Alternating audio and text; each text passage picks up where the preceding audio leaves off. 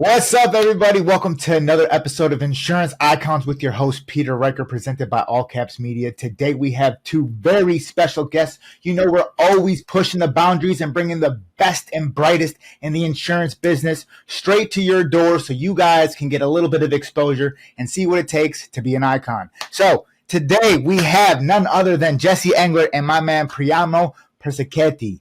And we're going to be talking to them about not only insurance, but some of the lifestyles and the different things that is afforded them, this industry has afforded them to be able to live. So with that, what's up? Welcome, Jesee. Welcome, Priamo. How you all doing? Fantastic, Pete. Incredible, always. I'm so happy you guys had some time to hop on with me today. Of course, hell yeah, Pete. Anytime, any day for business. You gotta do what you gotta do. We appreciate you. So what you guys have going on right now? Excited? Anything going on this Saturday, Jesee? Or Opened up my Zoom at 4:50 a.m. Pacific time to go ahead and get to work with my team. We're just, I know they're all getting busy right now, but aside from that, just kind of prioritizing the weekend here with Priamo, trying to figure out what we can do to make the most of it. You know, I know that you guys are a very dedicated team, almost, I would almost say like brothers, right? You guys talk a lot about almost a brotherhood that you guys have established together. With that, though, with every brotherhood, it takes two people, right? So let's hop into the first person of the brotherhood that I met, Jesee Englert. So Jesee, tell us a little bit about yourself. Tell us a little bit about your upbringing, and kind of lead us off until when you and Priamo kind of started to get into business together. So I'm 25 years old. I'm from Bridgeville, Pennsylvania. Originally I had gotten into the insurance industry at 22. I met somebody that was working in the city of Pittsburgh. I had big dreams myself. I didn't go to school. I have no degree. I attended community college for just a few semesters. It wasn't my forte. I knew that what I was going to do was going to be entrepreneurial. So whenever I heard about the insurance industry, heard about the opportunity to make as much money as you want, and especially with the opportunity that COVID had presented whenever everybody went 100% remote, I had to go all in on it. So, I initially, I was living in Phoenix at the time. So that's where I'm located right now. I was living in Phoenix. This was in October of 2020 that I had jumped into the insurance industry. Phoenix was always my home base, if you will. I had some family that lived out here. They moved out here whenever I was 16. So, I knew that this is where I wanted to build my business, but I actually moved to Austin for 2 years of my career. The first 3 years I've been in the industry now. I've lived in Austin for the first 2 years of that because I knew I had to lock in and build my business. So I sacrificed everything else. I sacrificed all the partying, the social clubs, the events. I basically had gotten rid of all the distractions in my life to completely focus on building up my brokerage. Now, here we are today. Priamo and I both live in Phoenix. Priamo had joined me while I was in Austin. A little more about us.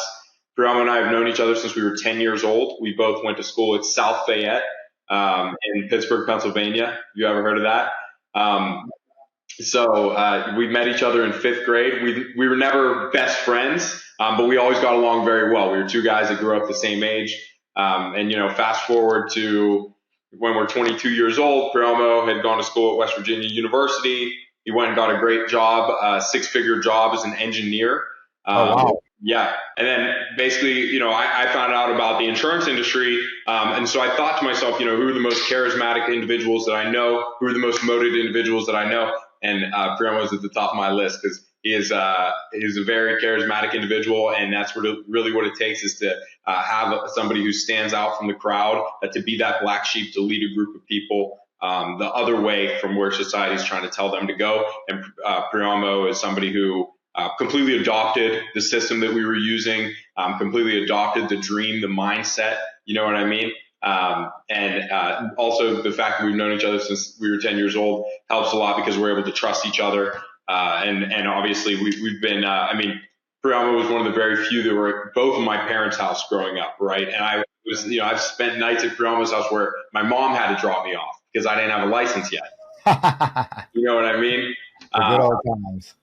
Oh yeah. So we go way back, and he wants it just as bad as I do, which is infinitely bad, right? And so we're on this mission together, and we're looking to, even bigger than the insurance industry, we're looking to leave such an impact in this world. And having a partner, having a brother that you can always rely on, trust with everything, and trust to do everything at the same level that you would do it is, I feel like, essential whenever you're trying to really ascend to the highest of level. Absolutely, man. So tell me this: Priamo's an engineer, right? So Priamo's an engineer.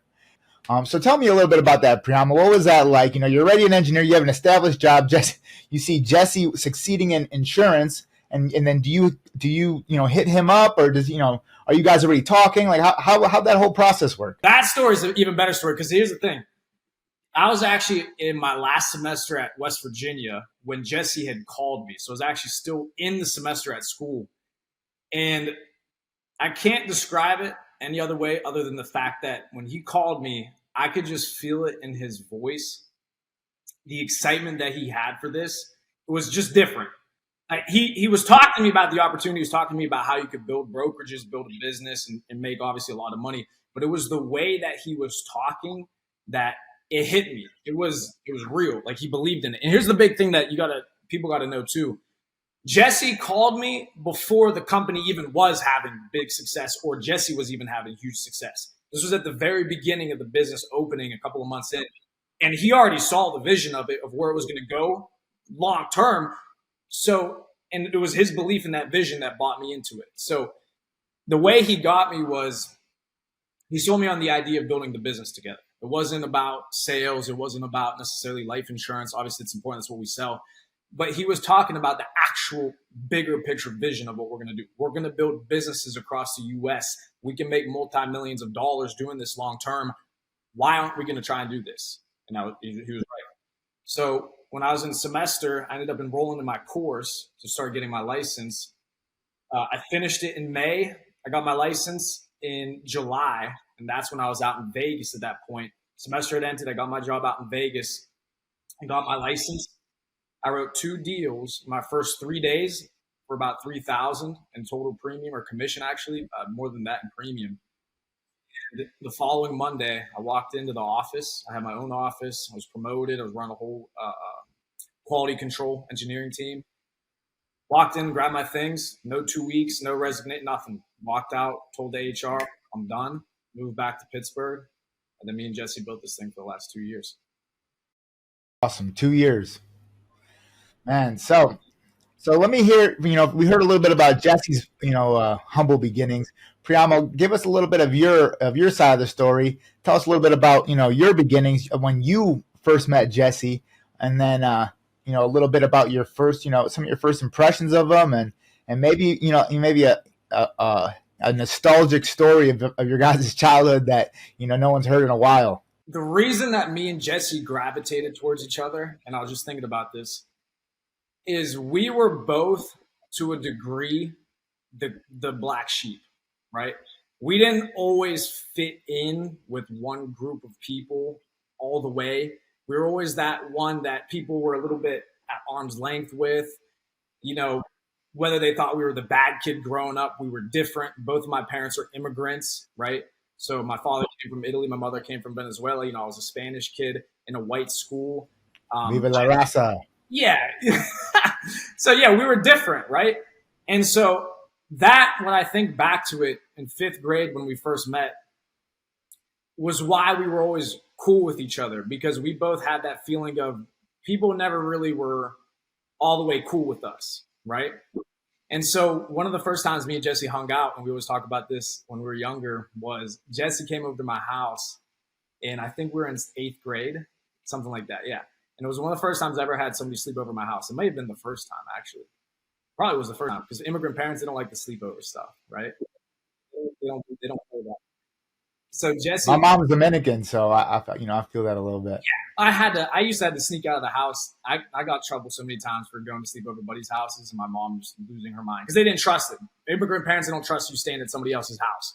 Anyways, Jesee had come over, and we have this story of, I'll never forget, just us hanging out in my bedroom, playing video games, talking, just being young boys and just laughing, staying up all night, just being bad, but in our house, trying to be mischievous, that type of stuff. But it was the one time that I ever had somebody sleep over, and it was just my buddy. It was just my boy. So it just that was the first time that I think we hung out like that in middle school.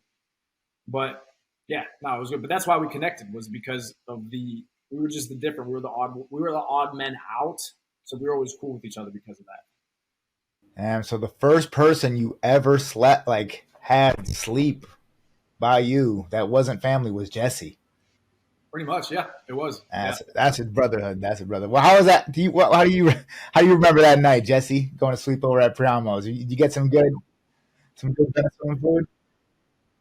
I have had a lot of experiences in our years. Obviously being the same age, going to the same school, we had a lot of experiences over the years. But I just remember, Priamo he has a lot of siblings, right? So his house was bigger than mine, right? And I remember, you got to fit more people, right? My house was a small little house with just a couple of us. Going to Priamo's house, it was like a big family feeling for me. I remember he had all the little brothers and sisters running around. His parents were very good to me. I was like, okay, I like this. You know what I mean? I'm coming to Priamo's more often. But no, it was, thinking back, we even talked about it when we were in middle school, probably 12, 13 years old. We'd play Call of Duty together, right? Every young guy knows about every young guy remembers those Modern Warfare days, right? So Free and I played a lot of Call of Duty together, and we were always high achievers. We were always the best at what we did. And I remember we wouldn't play with anybody else because we would only trust each other, and we were only the best. And, we were the best, so we wouldn't play with anyone else. It was no, it was just us two. Oh, I know it too well, man. I mean, I'm top tier, so. Yeah.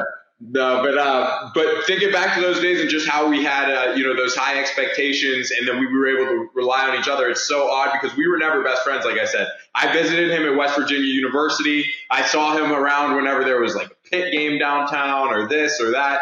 But aside from that, we never really up until I gave him that call. And then whenever I did shoot that call over to Priamo, and he was like, all right, I'm in. I said, Priamo, we are going to make millions of dollars. He said, okay, I'm in. He joined my Zoom. We would be in Zoom from 8 a.m. Eastern time. We'd work till 10, 11 p.m. Eastern time every single day. We're going over everything, the scripts in the business, learning the basics about the applications, different companies we work with, everything like that. And then that translated into looking into the big houses and the new fancy cars and everything about the big vision that was so appealing to us as we just grew obsessed with it together, right? And now we're able to share that with other people. I mean, in our team, we have tons of success. And to think that it only started 2 years ago, I joined 2 years and 8 months. Priamo wrote his first deal 2 years and 1 month ago. And it's. Yeah, Priamo, so what was that like coming into the insurance industry from, being an engineer? Were you scared? Was it, that decision alone, just making that decision to go from being an engineer to going into, commission insurance, which, we all know is one of the best careers. Oh, sorry. So which we all know is one of the best careers possible. But, at the beginning, when you're making that decision to go from something that you're comfortable with, that, you've been training for and practicing for 4 years, and now you're just going to go hop out with your boy and go build a business that you're not familiar with, that was a huge decision, right? Because without making that, without having that leap of faith and, making that transition, you would have lost out on, potentially, hundreds and hundreds of thousands of dollars a year, right? So I'm sure that's a lot of income that's helping your life now and helping your family's life now and helping facilitate your dreams. So, tell me a little bit more about, were you scared at all, or did you just have 100% faith in your boy? And then, and Jesee, did you feel some sense of responsibility? I know I would. That I could, if I'm going to bring somebody that just his family, we got to remember they're investing all this money into his education and all this money into this this sure career that they have for him, right? And then I'm sure that conversation, tell us a little bit about that too, Priamo, with your parents. I'm sure that didn't go very well. I'm sure that must have been like a little bit of a scary conversation. No, yeah, you made a couple of great points. So the first one about whether I was afraid or not. So this is something I talk about with the guys that are either in college right now that are with us or thinking about coming into the business.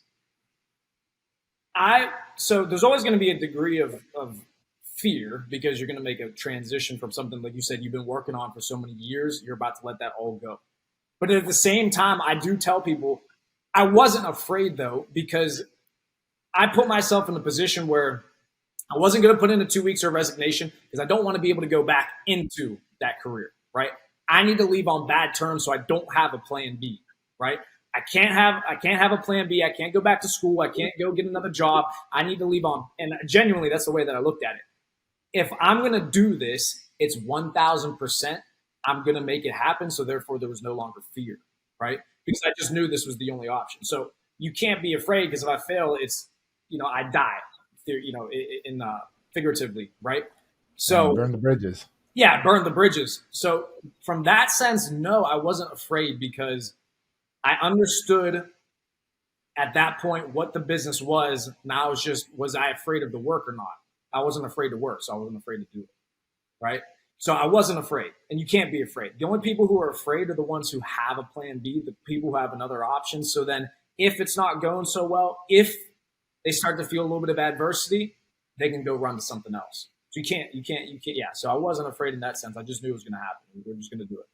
And then the parents conversation, that's the big one. So again, a lot of young guys, I have to go to college because my parents are making me. I don't want them to disown me. They're going to hate me, all that stuff. First of all, it's your life. So you have to understand that you got to make decisions based upon your life long term, right? And so I called my parents. I'll never forget the phone call. I got the flight back. Jesee, correct me if I'm wrong, Jesee. He paid for my flight to fly from Vegas back home to Pittsburgh, right? So he helped me move back from Vegas because I was literally giving up my career, moving out of my apartment in Vegas, and he paid for my flight because I was broke at that point. I spent all my money left to get out of the lease to pay for my bills, and I couldn't pay for a flight back. He paid for my flight back. So I called my parents to let them know I was coming home all of a sudden from Vegas. I quit my job. I'm coming back to Pittsburgh, right? My father, he knows my personality. Once I make a decision, because you can't convince me otherwise. It's just not going to happen. My mother, though, when I told her, yeah, I'm quitting the job, as an engineer, I'm throwing away basically all the schooling. Tears, obviously, crying. Oh my God, why are you doing this? Why would you do that? Blah, blah, blah, blah. But I think what made them feel better was the confidence that I had the phone. When I told her, I said, listen, I understand why you're upset, but you have to also understand that I know what I'm doing for myself, and I'm going to make it happen. And within a month, with how hard they saw me working when I moved back home with my parents, because I'd moved back into my parents, I'd swallow my pride, move back home with my parents. They saw me from the time I woke up to the time I went to sleep. I did not leave that room. I was either doing interviews, making phone calls, making sales, doing underwriting, doing retention, working the whole entire day. And in that first month, I wrote $30,000 in annual premium, was top broker of the month, et cetera. Quickly, everybody was on my side, right? But at first, they're not. So you got to get through that fear, that initial pain, that initial fear of disappointing your parents, and you'll quickly be able to turn that story around because now they're my biggest supporters. Now my mother calls me all the time. I'm so proud of you. I can't believe what you've done. It's incredible. They all look up to me now. They look at me as the role model in the family because of the success that I've been having, et cetera. But you had to go through the mother crying on the phone to be able to get to that point, right? So you got to be okay with that. And then the last point I want to make for Jesee, and I'll let him also speak on it too, was you said about his responsibility that he felt after making me leave a position like that. That's true, right? And to this day, so just to, again, to leaders out there that may be afraid to push people to come do this with them, my mother thanks Jesee so much for him bringing me into this business. I thank him. She said it on the phone with me before, not talking to Jesee, talking to me, just saying, thank you so much to God for Jesee and him calling you and getting you into the business, et cetera. Because that's why I'm who I am today. It's because he wasn't afraid because I had a nice job to try to recruit me into a business that wasn't for sure, right? So I don't know how Jesee felt about it, but I'll let him speak upon that. But yeah, that's what I got to say about that. Yeah, as far as to ask if I felt like I was responsible for Priamo and his success, absolutely. Yeah. And you are as a leader. Everything rises and falls on leadership. So it's true that I was 100% responsible for Priamo's success. He didn't know what he was walking into. He didn't know how this business works. You know what I mean? That's my job to teach him how the business works, show him the right way so that I don't have to reteach him and so that he can go and teach others, right? I always say it doesn't matter if we're selling pens or business cards. If you're good at selling it and you know how to teach other people how to sell it, then you can scale that business, right? And then if you can scale that business, and a business like this, it's like there's no doubt about it that you can scale it, right? It's proven over and over and over. It's a matter of how bad do you really want success. A lot of people say they really want success.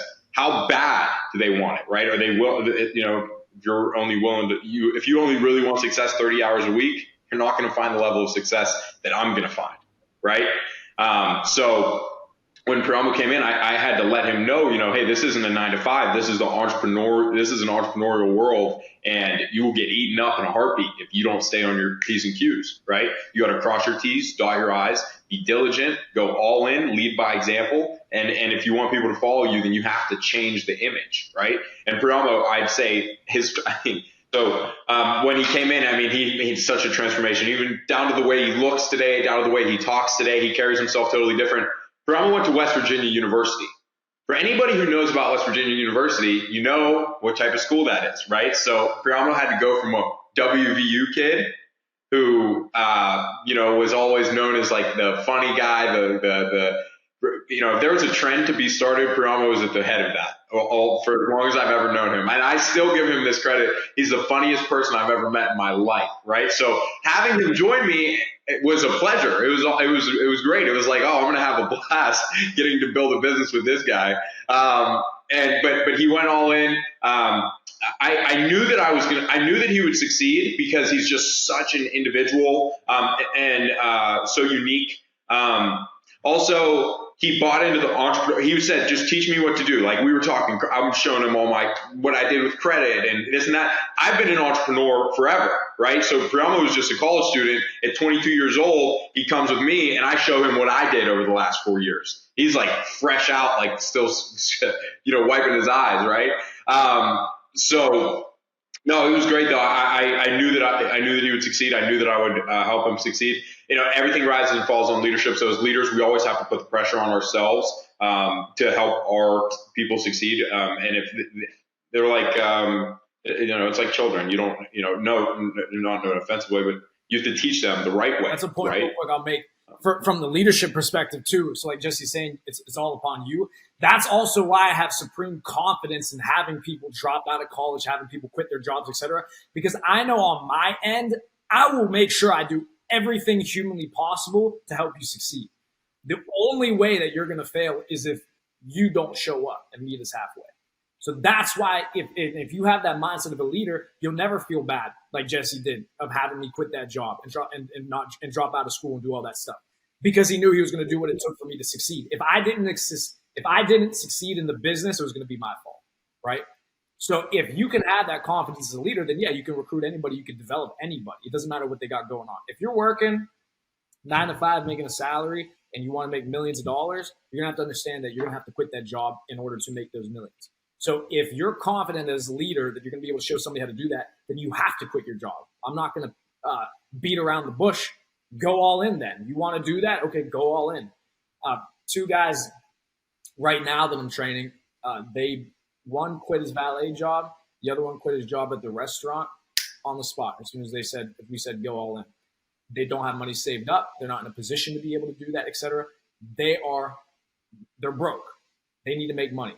But guess what? Because of that, now they're at my house every single day from 5 in the morning, Arizona time, so 9 o'clock at night, Arizona time, working with me. Attached to my hip in the other room, in one of the bedrooms, working the whole day. And then they rotate. They're twin brothers. 3 days a week, the one shows up. 3 days a week, the other one shows up, right? That's what I'm willing to do, though, as the leader to make sure that they make money. And guess what? They're making sales and they're making money, right? So, but that's what I'm willing to do. So that's why I'm okay with them quitting their jobs. And I'm confident in them doing that because I will show you how to make money.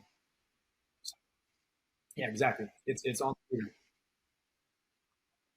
One thing that I think a lot of people fail to realize as well is that whenever you are still 1 foot in, 1 foot out, maybe you're still working that other job, you're spending so much time and effort and focus on that other job that could be spent on learning your new business. So it's like, when you're 50-50, you're really not getting 100% of results anyway. It's probably like 30-30, right? It's like, you're performing poorly in both your old job and your new job, and you're not going to go anywhere fast. And then people stay on that hamster wheel for 2-3 months, and then they're out of the industry. So it's very important that when you join this industry, if you are truly committed to, making it to the top and being as successful as possible and impacting as many other people's lives as possible, then you have to go all in from the day you join, and if you don't, then there's just no promise that you can make it, right? I always say success is not by chance. Success is by choice. You have to make the choice day one, though. The longer you spend 1 foot in, 1 foot out, the lower your chances of success go. So, that's we call this show Insurance Icons because, we like to bring on what I consider to be some of the icons in the industry, right? So, one of the reasons I wanted you guys to hop on the show is I think it's so interesting how you guys kind of took your own path, right? Like you hear about a lot of, bigger companies, right? A lot of bigger insurance companies in the industry. And you see a lot of people have a lot of really great success over there, right? Over at some of these companies. And these are huge companies, Fortune 600, Fortune 1000, some of the biggest companies in the world. Insurance is one of the biggest, you guys know, right? And for our amazing audience, so it's one of the biggest industries in the world, right? So for these two young men to have the success that you're having at a startup, to me was very interesting. And I just kind of wanted to take a deeper dive into it. But with that, I also, would love to hear your thoughts on each other's most iconic trait, right? Like what is that your iconic superpower that allows you guys to do so well in this industry? Because it's a hard industry, right? You look at you two guys, I mean, you're two, anything you guys would have done, you're going to be successful, right? Because it seems that you have at least what, most people consider the three most important pillars on, built with good foundation, which is, mind, you're developing your minds. Look at all the books by Jesee. Your bodies, right? You're obviously working out on a regular basis. I can see it on your guys' Instagrams and stuff. And, I don't know about spiritually, but, maybe at least ethically, I could tell that you guys have your souls and, in the right place, right? So, but with that, what would you guys say is your most iconic trait? And then what would you say also is the others, right? So I guess let's start with Priamo. Jesse's this is why I trust him to always handle these sorts of things. Jesee is the most convincing person alive. So I'll give an example. He can call anybody and we should not be able to do this. We should not get approved for something. We should not be able to get a certain handout, whatever. Basically, he's able to bend the rules in a way where he's not bending them, but he's able to get people to bend to his will, unlike anybody I've ever seen before. So just the way he's able to speak to you and convince you and sell you of something, he'll have you believing in what it is that he sees immediately. Like he can transfer that belief into you very well. So that what I would say is his best trait is what he calls it, but yeah, his influence. He can influence you to do things that you wouldn't otherwise necessarily do, but for good things, right? And to help with business. So that is I think that's what he's the best at. He's fantastic at that.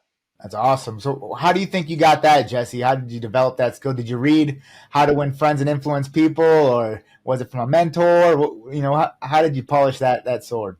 I think it's because I treat every situation, I hold every situation so highly in my own priorities, right? So for example, like if we have anything going on right now, for example, Priamo and I are moving into this new house, right? I got to go transfer the utilities, right? Transfer the utilities into my house, into this new house. When I sit down to do this, I'm going to attack it and I know exactly what's going on. I'm going to text all the people involved in this move, different property owners, property managers. I'm going to tell them I got it handled. They already know that I got it handled. They haven't told me, they haven't instructed me on what to do, but I know what to do. I'm going to go for it. I'm going to tell them, hey, this is done. Boom, boom, boom, boom. Because I just cross my T's and dot my I's. That's the best way I can put it. Is I'm diligent in every scenario, and also I truly mean well. And I think that that's so important with whenever you're trying to find success, you have to mean well, right? Like whenever I brought Priamo in, I didn't think, I'm going to get overwrites off of this guy, and then he might, kick it to the curb in 6 to 12 months, right? Like people don't care what you know until they know how much you care. Right, exactly. Yeah, you got to know, you got to care. So I think that's it for myself. Is I just treat every situation like it's my last. Like I don't care what I'm doing. I could be taking the trash out in the morning, and I'm going to go out there, and I'm doing it right now. I'm going out there. Neighbors are out there. I'm saying hi to them. I'm going to go talk to them.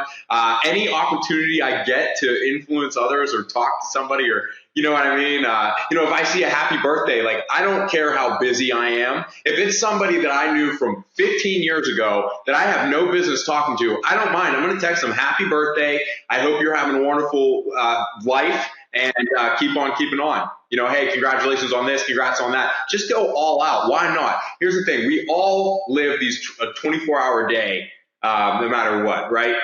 Our 24 hours are going to pass no matter what. So why not give your all day in and day out? If you're going to open your mouth, why not say as much as you can? And if you're going to, go spend time with somebody, why not make it feel as valuable as possible, right? That's actually my motto, brother, I live that all caps lifestyle. Live loud, all caps, baby. Everything we do. So I completely agree with everything you're saying. So, Jesee, with that, what would you say is Priamo's iconic characteristic? What makes him so special in the industry where he was able to go from an engineer to hopping over into life insurance, a couple years later and doing $500,000 a year in revenue? Fearlessness. Priamo is fearless. Any idea that he gets in his mind, if he is convinced that idea is for the better, he's going to do it without hesitation, right? Also, that in tandem with his coachability is a perfect recipe, because if you tell him, hey, Pri, this is the best way to go about this, you got to do it this way, boom, it's done. No hesitation, right? And with fearlessness down to his little daily habits. Like we'll be on the phone, we don't get to check in often. We'll usually check in at 5 in the morning, and then we'll check in at 9 p.m. before we go to sleep, right?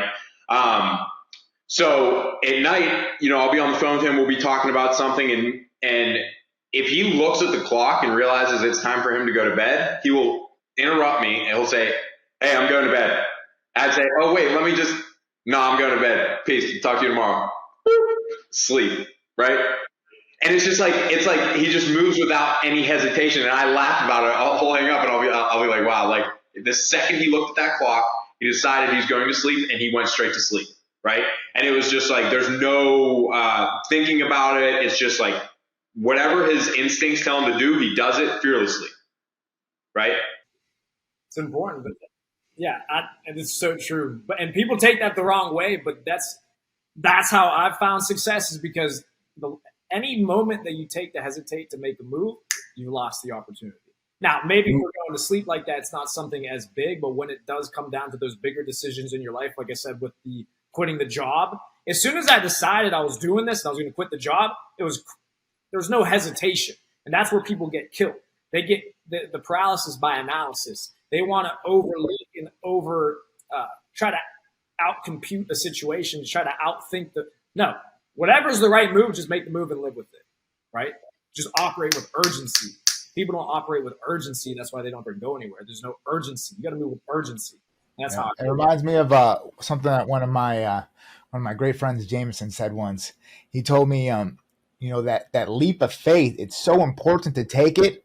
It's like right away. Like as soon as you see the opportunity, don't think long, because every second you take to analyze, like you said, or to wait, that leap just gets further and further. And if you wait, a couple hours, it might get a little bit more dangerous, let alone a couple days, it might be impossible, right? So it's like really when you see something and you know that it's the right move in your gut, you got to go.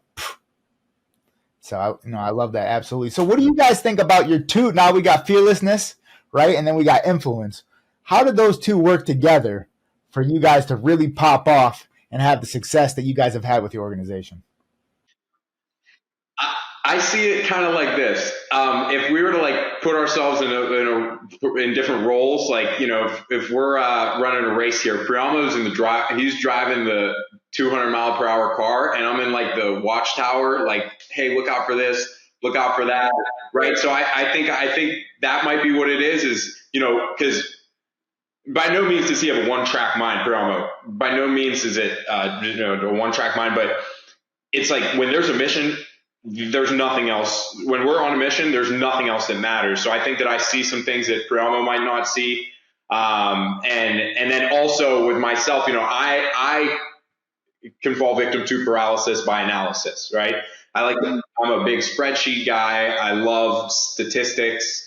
I am like super diligent with any type of research I do, any topic that I find interest in. And oftentimes I'll think about it and I'll wonder, is this the best way? Is this the best way? I always get these new ideas, and Priamo's the one to say, no, yes, let's do it right now. Right?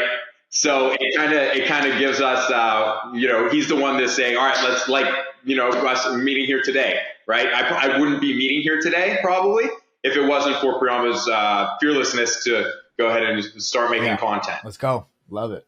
So let's talk about it. You guys link up fearlessness and influence.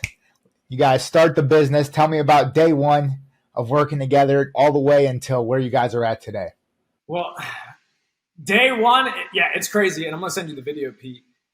We started in Pittsburgh driving. Jesee would pick me up in the morning at my house, and we would drive 45 minutes, 50 minutes to, we call it the dungeon, right? It was a makeshift office below a pizza shop in, what was it? Where was it? It was in Blawnox, Pennsylvania. It's up. How was the pizza? Yeah, it was good pizza. All right. Yeah, it's all right. I mean, we don't want to bash him, but it fed us. It kept us alive. We started in literally probably a $200 a month makeshift office. We had to put up cardboard dividers, and I'll send you the video to create a semblance of an office space. And so we would make. I think you guys had an engineer, right? Yeah. Well, yeah. They weren't paying me for that. They paid me to make phone calls. So I'm sitting there, making phone calls. There's a little back room over here where you're making phone calls. There's not even plaster on the ceiling. I mean, it was just a complete makeshift office. But like you said, startup. We understand what the vision was. We understand what the mission was. It didn't matter where we were working. We were just happy to work. We're happy to go to war. So that's where it started, right? Completely, startup, small company. I mean, when Jesee started, it had 6, 8 people. Yeah, now we have almost 100. So anyway, yeah. So then over the course of 2 years, we went from that little makeshift office space, not really knowing what was going on other than all we knew was how to sell and how to find clients. So that's what we did. We just made phone calls and we made sales and we recruited. So 2 years after, we go from Pittsburgh, then we move out to Phoenix. We both have our own houses right now. I'm in this one right now. Jesee's in his. Now we're moving together into a $2.5 million house, right? Now we're driving foreign cars, expensive vehicles, I mean, Jesee used to pick me up in a beater, Honda or? It was my grandmother's 1995 Nissan Maxima. So I was riding it. It was fully loaded. I loved it. It was, you had the heated seats and it automatic windows, automatic a key fob with a lock on it. It's like, growing up, that's all I could have asked for is just to have those features, right? Picked them up in my grandma's car, and I pick them up at 6 a.m. We'd drive. We'd be at the office at 7. Coffee, set up interviews, send out messages for recruiting. 8 a.m. Boom, we're on the phones, right? And then we would be there until we wouldn't walk out of there until 11 p.m. some nights. It was a storage closet in the basement of city-style housing. right? It was like you had to walk down the steps if you came in from the front, but the back had this like metal, like New York City style metal stairwell that, that's where you. So it was great. I mean, but it was perfect for us. We built a lot of camaraderie there. We worked with two other individuals that are still here. So I mean, everybody that went through that experience hung on, because it, as I love to say, one of my favorite sayings, it gets greater later, right? And it really did for us. Priamo and I had been apart actually for the first 2 years that we were in the industry. When he moved home to Pittsburgh, I actually had just moved to Austin, Texas. I lived in Austin, Texas for 2 years. He came and visited me in Austin. I'd go to Pittsburgh. I'd see him in Pittsburgh when we would work in Pittsburgh. We'd go to Miami. We'd spend months in these different cities working together, but we haven't really lived in the same city up until February. And then now we had about 15 young studs follow us out here, 15 leaders follow us out here. So we're going to get a brick and mortar location here in the fourth quarter, and we'll start up our Phoenix brokerage as our home base. But yeah, it's been great. I mean, ever since I started working with him, he's been all in. He leans on me, I lean on him. Whenever there's levels of being all in. We were all in to the point where if we went and saw our family, we would really enjoy as well as we could, because it might be another 2 months before we come out of our office to see our family again. You know what I mean? And it was like we were on a mission, locked in a room, But that's the beauty of being in the insurance industry, is you can work from home. I mean, but also the great things that have happened since then. I mean, we're in better health than we've ever been in our life. We're more knowledgeable about health and diet than we've ever been in our life. We're stronger than we've ever been. So, being at home, being able to focus on ourselves, and, being able to just sit here and pick through my collection of books and work in my, I got 72 inches of screens from left to right where I can just make it happen. You know what I mean? So I'm here all day just trying to grow, we're trying to just take this even farther. Where we've come in our first 2 years is nothing compared to where we'll go in our next Awesome. two. So, it's so great to talk about successes and talk about, accolades and stuff and the journey of business, right? But to kind of help bring it into perspective, let's talk about some numbers. You know what I mean? Let's talk about you, Jesee. What over the last year, what incomes, what kind of income were you making? Give me some of your biggest months. Give me, your biggest year. What are you projected to make this year? And same thing from you, Priamo. Sure. So we have doubled just about every year that we've been in business. Okay. So obviously starting out, there were 8 people in the company. At the time, I didn't see a big brokerage. I knew about other people's large agencies, but I've never seen a big brokerage, right? But it was a vision that I had. So initially, getting it up off the ground, it was hard because I didn't have anybody to lead me to the big brokerage, right? I was just writing business, and I didn't really know how to check on what was netting, and I didn't have the best underwriting habits, and not everybody in the business was brand new. So we didn't have that much experience as a group, right? 2 years ago. Fast forward to today, we could tell you the answer to every question you have about the companies that we work with, the products that we offer. But as far as income goes, we're growing quick. So obviously, when you're starting a new business, you're creating a lot of new debt, right? So with the insurance companies, everybody who's in the insurance industry right now, you already know how it goes, where you're 100% commission based. So, obviously, there's advances that are handed out. So obviously you create a lot of debt. You have an escrow account. You have a back end that you build up, your residuals that you build up over time. But I found myself in a position where I'm making over $25,000 a month in total commissions every month. Most months over $30,000, and then advances at least $20,000 to $25,000 a month right now. I know Priamo had a great month last month, $27,000 in deposits in his bank account. All profit. So 100% profit. Priamo made $27,000 in the month of August, 2023. We also just had a record month last month. As a brokerage, we did 404,000 net ALP, right? Now, I had just gotten promoted to our first position in leadership in May of 2021. So in just 2 years and 3 months, we were able to build up to 404,000 net production.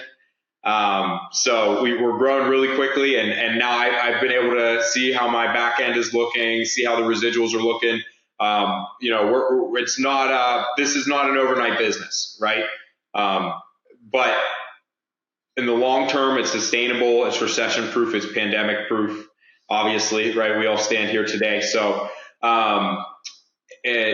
it's the back end is getting to that point where it's starting to become like a salary, right? My back end and my residuals are starting to look like a salary. And I just can't wait to, this year I'm projected to make at least $300,000 in deposits in my bank account, with no expense at all, right? I don't buy leads. I'm strictly into leadership, right? And in the broker game, it's a lot more free, flexible, right? So like if I wanted to, like for example, when people are coming into business, they can buy leads to be able to, make more money, right? So we had somebody write over $30,000 in production last month net. How do they do that? They just bought enough leads, right? So, but whenever you get up to a point in leadership where, you're not producing actively and you're instead just recruiting and training people and motivating them, and then doing some more recruiting. We all know it starts and ends with recruiting. Then, you kind of eliminate that business expense and it's all profit coming in. So quick point I want to hit upon though, if you missed it, this is how you know me and Jesee are brothers, because he knows down to the penny what I made last month. Like we know what each other make. We show each other, we keep track together and that's how you know if you're really actually trust each other or brothers or not. If you can show each other what you're making individually, then you guys actually trust each other. Then you guys don't have envy. You're not mad at somebody else's success. The only reason you would hide income from somebody or you wouldn't tell them exactly or shave is because you don't want to make somebody envious. You don't think they necessarily are happy for your success. So Jesee, we keep track of our deposits. Me and Jesee, he started doing this, and then we all do it now. We keep track of our deposits into our bank account to the penny every month. He knows what I make, I know what he's making, and we're just trying to scale it together. So he knows what I made this month. But yeah, so income a little $27,333, something like that, last in August.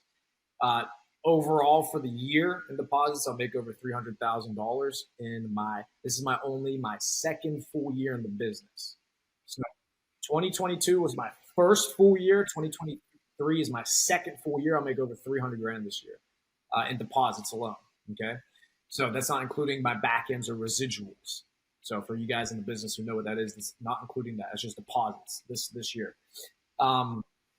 My back ends and residuals, again, for those of you who know what that is, back ends and residuals, I'm doing a little bit over 3,500 in my second year in the business a month. So that's passive. Beginning of the month, before anything new happens, before I do any new work, 3,500 deposited for the beginning of September. Okay. So yeah, that's pretty much where I'm at second year into the business. Let's go. A lot of money coming in. So, 50,000, 30,000 in a month. What are you guys spending this kind of money on?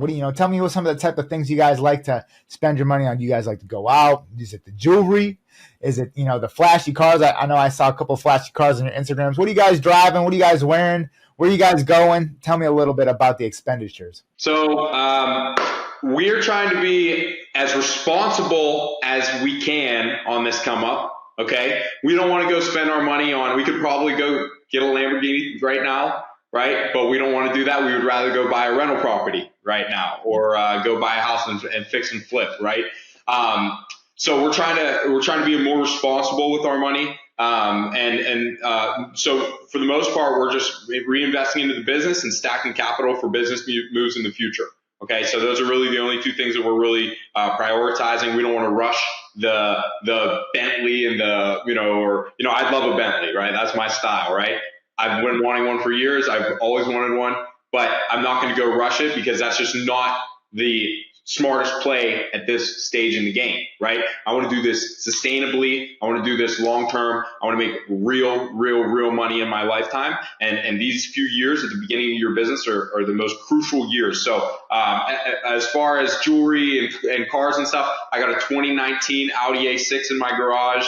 I'm living in a $1.2 million house by myself.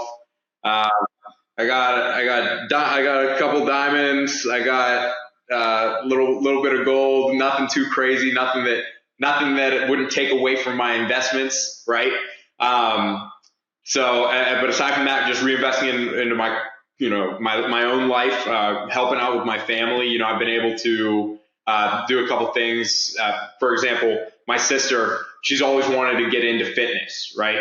She didn't really like the idea of going to a public gym. She would rather, be a private gym, like a personal style lesson. So I got her a physical trainer, right?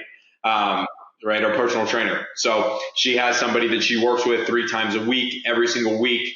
For 6 months, she's going to be doing that. And she's halfway through it. And she said she already caught the hang of everything and she's ready to do it on her own. So that's just one example. But to really pay for some things for the family has been the most valuable to me, is where my money is gone. I'm not too worried about myself right now. The house is great because I got 3 other offices in this house where my guys can come stay with me and we can go to work. You know what I mean? The car is great because, it looks good, right? And everybody wants to drive around. You can't sell a dream driving a nightmare, right? So, but aside from that, we're not doing anything too crazy. We're stacking capital and we're looking to make some big power plays over the next 1, 2, 3 years. They say plan in years and play in decades, right? Right. So, and I guess vice versa as well, is play in years and plan in decades, right? But what we don't ever say, oh, you know what, next month I'm going to go buy this. Next month we say, oh, next year, maybe next New Year's we'll go ahead and make that move, right? We're trying to take it slow. We're trying to be very responsible because we want to lead by example and teach the young guys that are coming in behind us how to do this the right way and not put yourself in a bad position where, your business goes upside down and then all of a sudden you're, recovering your losses for 5 years of your 20s, right? You don't want that. So we're teaching them the right way. No, that's a good point because it's true. With our brokerage, we actively will say that out loud. We're not one of the companies that, because a strategy they'll even use in Wall Street and other companies is they want you to go into debt so you have to go to work, right? They want your back up against the wall in a bad way, right? We're the opposite. We're trying to educate guys on how to actually build wealth long term. Right? We're trying to actually do it the right way where you're not just spending every single dollar you make on just dumb stuff. So the biggest purchase I made was the GT, the AMG GT. I'm driving $100,000 Mercedes. Yeah, it's an expensive car. Yeah, but I can afford that. Now, I want the Ferrari 812 Superfast. I could get that right now, but that would be irresponsible if I was spending that much on a car a month. That's like a $6,000 payment a month, right? So the good news is that's next year's purchase. So next year, the 812 Superfast that's going to be in the driveway, but not right now, right? So you just can continue to scale. But yeah, it's important you got to enjoy the money that you make. That's the whole point of making the money. But again, at the same time, you don't want to be working backwards or working against yourself. You got to be putting some money away. You got to be able to move into other not other industries, but move into other businesses that are to a degree passive. Obviously, the real estate's the big one that everybody says they want to be in real estate. Everybody wants to be a real estate mogul. I hear it all the time. And it sounds good, but where's the capital coming from? Where are you going to get the money to do that? Well, you need to work hard, make money, and then save that money, right? Keep something so you can at least start to buy properties, right? If you keep spending everything, you never have any leverage to go do anything else. You need capital at least for something. So that's the cars, the big one. What else do I spend on? I mean, some designer here and there, but that phase, you grow out of that phase pretty quickly. You get some designer. When you first start making big money, you're going to buy the designer, but you grow out of that pretty quickly. Outside of that, like Jesee said, we're big on the properties, so upgrading our living space. So like we said, we're moving into that $2.5 million house. Obviously, that's going to be something we're spending money on. The cars, But outside of that, it's just being intelligent with the way that we spend. It's okay to buy expensive things. It's not okay to be stupid with your spending, right? If that makes sense. Don't spend money when it doesn't make sense. But for a car, for a business that's built upon your success, you're going to have to drive something nice. Or else, why would anybody follow you in the first place? It makes sense, right? People say cars are a liability. Yeah, on paper, they're a liability. But for your image, for your brand, for a business, for doing business with other people, you need a nice car. So in reality, it actually is going to bring money back to you. That car, that 100,000 on the Mercedes, that money is going to come back to me. Not on the car itself. Yeah, the car itself is a depreciating asset, but the connections, the recruiting, the building of my brand, the building of my business, that car is going to help with that. So I'm going to make that money back off that car. I'm fully confident and believe in that, right? So yeah, you got to spend a little bit, but you don't spend it all. Love it, love it. So I heard a quote once from, and real quick, editors, make sure you take this part out. But what do you guys think about my mic? Is it too loud or does it sound good? Sounds good? All right, cool. So, I heard a quote once that, you walk into a club and you see, and, at the end of the club, you see two groups of guys, right? One's like a really old guy, right? And he's got all the money in the world, right? And he's multi-billionaire, about 70. And he's got, he's got a couple girls in his section, right? A couple beautiful girls in his section. Then the other guy, right, probably just like 100,000er, right? But he's young, he's got great body, good looking guy, and a bunch of beautiful women in his section, right? So, who's really more wealthy? Is it the dude worth 100 billion, right, or is it the guy worth 100,000? Where and with that, right? Now let me kind of segue into my in my next question, right? Is how important, so like my little brother, he's in a pretty serious relationship. He just got into the insurance business, right? And I see him in his relationship hanging out with his girlfriend a lot, spending a lot of time with his girlfriend, So, how important is it to maybe have boundaries if you're in a relationship, or maybe not even try to invest any time into a relationship, or chasing girls when you're first starting off in this business, or first starting off in any type of business? What are you guys' thoughts on that? Just because you guys are young guys, and I think that there's a lot of interest really in what's the best way to move with that life work balance, especially as a young guy that doesn't even have a family yet, that's probably just trying to build a family. I have a strong opinion on this, yeah, for sure. So, and Jesee did the same thing smartly. If you're going to start out in a business like this and you want to be competitive, there's no relationships. Now, if you are going to have one, she has to improve your productivity or improve your lifestyle. So it's not that you can't have one or that relationships are bad, and I don't want to be taken the wrong way. You absolutely do want women that adore you, or somebody that adores you, a woman. That's the whole point of being successful and making money as a man, is to be able to provide for a woman in your family. That's the whole point. So don't take it the wrong way. But when you're first starting out and when you're young and you want to focus on yourself and building your future, there is no time for there's just not. It's only going to be a distraction if you don't know how to handle it properly, which most young guys don't know how to handle it properly, nor did I, right? And I was in a relationship for 3.5, almost 4 years before I got into the business. The best thing that ever happened to me was getting out of that relationship and having all the time to invest into a business like this. Because I promise you, if I was still in that relationship, there's absolutely no way I would be putting the time and effort into this business that I am right now. So it's not, you can't even be competitive if you don't know how to do it the right way, right? And then I was at the barbershop yesterday. So this is funny you asked that. I was at the barbershop yesterday, trying to get the fade for the podcast, right? Gotta look fresh.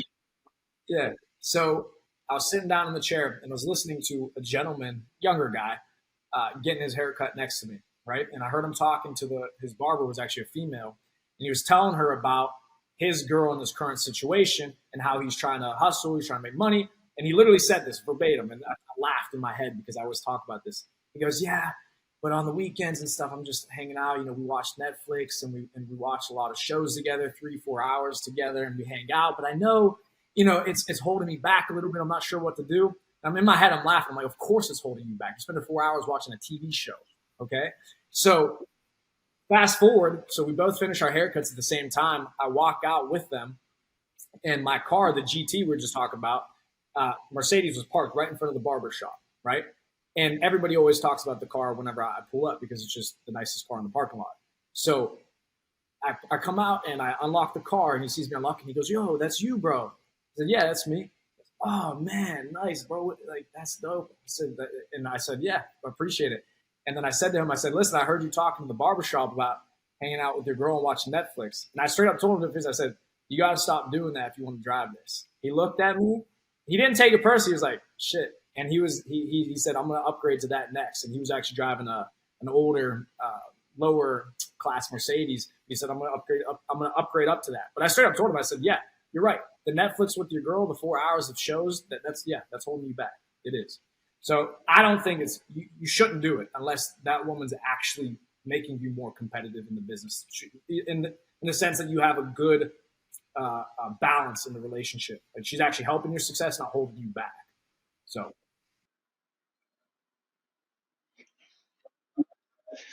All right. So my grandparents had played a giant role in my life. Okay. My grandparents had been together 67 years until my grandma passed in 2019. So I was raised by strong, my parents were divorced, but my grandparents were a strong relationship, right? And I saw the value that my grandmother was able to add to my grandfather's life.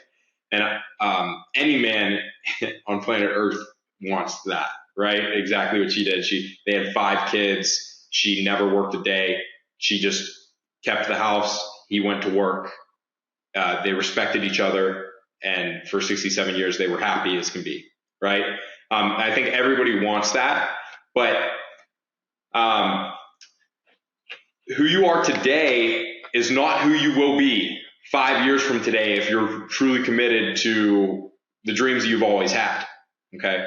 So my dreams are, I want to be extremely wealthy, right? I want to, but for good reasons. I want to give back to the community. I want to be charitable and educate the youth, right? So for good reasons, I want money.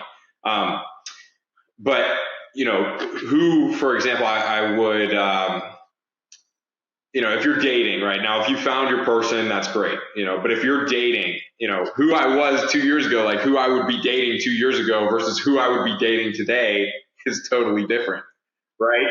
So it's like, as a young man or woman who is extremely ambitious and has those big dreams, you have to allow yourself to grow into the person that you are destined to be, right?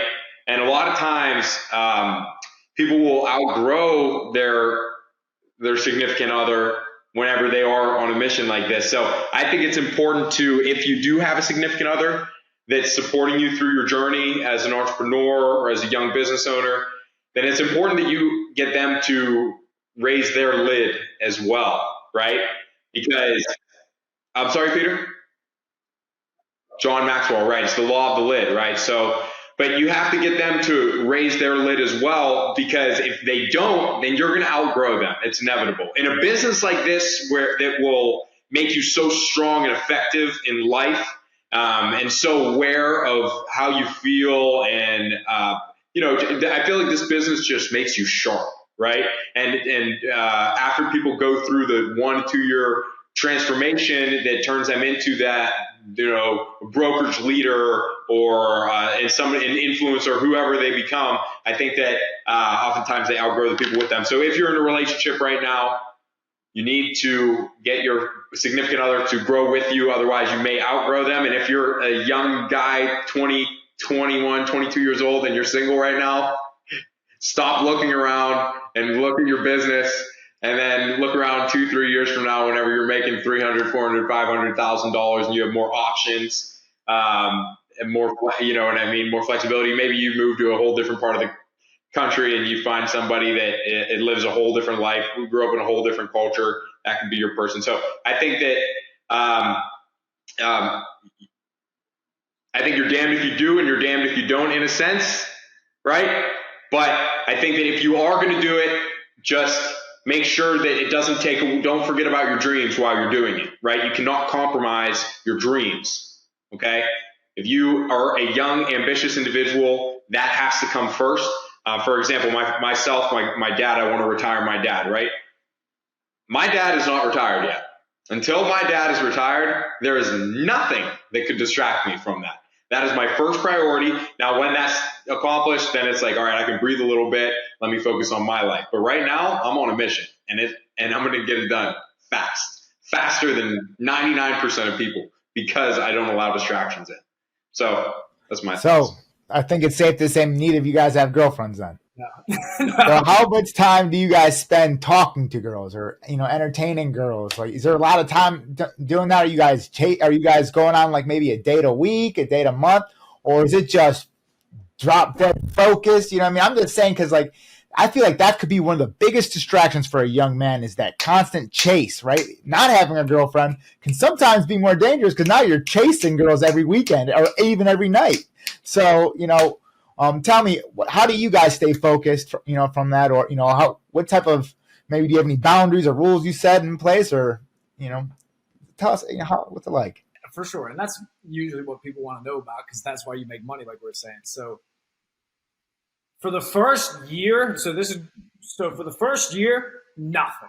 It was, for me at least, it was not talking to girls, not entertaining girls, not going on dates, not texting them. There's no Tinder. There's none of that stuff. It's zero.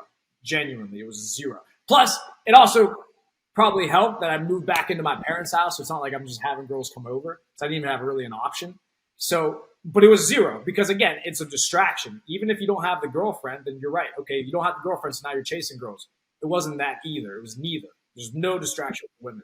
Now, the nice thing about it, the interesting thing you said was chasing women.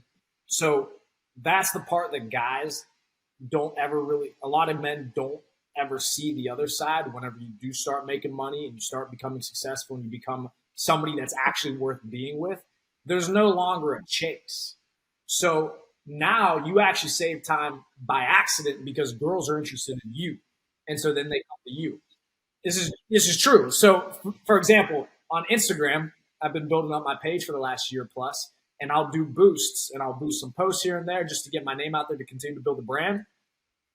Half of the time, instead of people who are interested in the actual business itself, it's a girl DMing me, asking me what's up, trying to hit on me, trying to go out, right? And it happens, right? So that in and of itself, if you just stop focusing on the chase and focusing on yourself and building a business, then becoming somebody that women want to be with, genuinely, and you hear this a lot from successful people, there's no longer a chase involved. Now they do genuinely chase you. So there's a couple girls that I had to cut off because they wanted to come over too much. So I have boundaries, which, guys, if you understand that people want what they can't have, if you just had the balls to say, no, I don't want you to come over today, they actually love that even more than you tell them you can come over whenever you want, right? So I had to cut a couple off. Dates, I would say, if it's a new girl, maybe once a month, maybe if that. But it's not a chase anymore. Like, you have to change the mindset. As a guy, you shouldn't be doing the chasing. If you're doing the chasing, you're not in the right place mentally. You're not in the right place financially, right? If you're chasing, that means they don't want you. If they're chasing you, okay, good. That's good news, right? So no, it's not a lot of time. It isn't. They'll DM you. They'll hit you up. You can do your swiping. You can do this, that, third. But you're going to meet them, and they're going to want to be with you. Okay, cool. Then you can see them every once in a while. Weekend. That's about it. So, Jesee, what advice would you have to maybe, a young woman that, is interested in, maybe being with, a man that is of high worth, or that's worth being with, right? Maybe he's younger, right? Maybe how would the girl know, when's the right time to hit up Jesee Englert and ask him out for a date? When do I know that he's ready to settle down for a real relationship? What advice would you have for a young woman? Because I don't want to, count anybody out. I want everyone to be enjoying the program. So, what advice do you have for our young female listeners on being able to, land a man of that's worth, building something with? So this isn't my realm of expertise as much as it is Priamo's, right? Priamo is going to be much more willing to have this open discussion with you. But I think for any young woman who's crossed paths with a young, ambitious man, you got to buy in. You got to buy in with everything you got. Because if you don't, then it's not enough. It won't be enough. You know what I mean? And if you do buy in, you gotta subscribe to everything that he's doing. You know what I mean? But I also think that there's no way to tell if the young man is ready. He doesn't even know if he's ready. You know what I mean? So I think that it's about for a young woman, building up your value. Just like I tell my young guys, make sure that you stand for yourself and you grow into as much of a high value young man as you can be. I say the same to the young ladies out there. Go, focus on yourself. Focus on raising your lid, and be prepared for when that guy comes along that you really love his values and and there's somebody that you really could subscribe to their program. You know what I mean? Like, be ready for that, because a lot of young women, they look around too quickly. Just like I said with the young guys, how you got to give it 2 years. Wait till you're making a lot of money. Wait till you can stand for yourself and you don't have those distractions. Like Brianna said, they'll start chasing you. Same to young women is if you are a young independent woman who manages her own business, stands for herself, if you can maintain yourself emotionally, then you are in the top 1% there. And I think that that's the best advice I can give you. Everybody needs to stand for themselves. That's the best relationship advice out there, right? So with that, talking about women, women are such a amazing piece of this world. I champion women. I adore women. We have so many great women leaders at my company, right? I have a daughter, 2 wonderful baby mothers. Love them both. God bless both of them. A beautiful mother myself, right, who's helped me so much. So with your guys' organization, insurance has predominantly been dominated by males for so many years. But then, due to COVID and everything kind of really going and transitioning, a lot of it transitioning to virtual, it opened up the doors for women so much in this industry.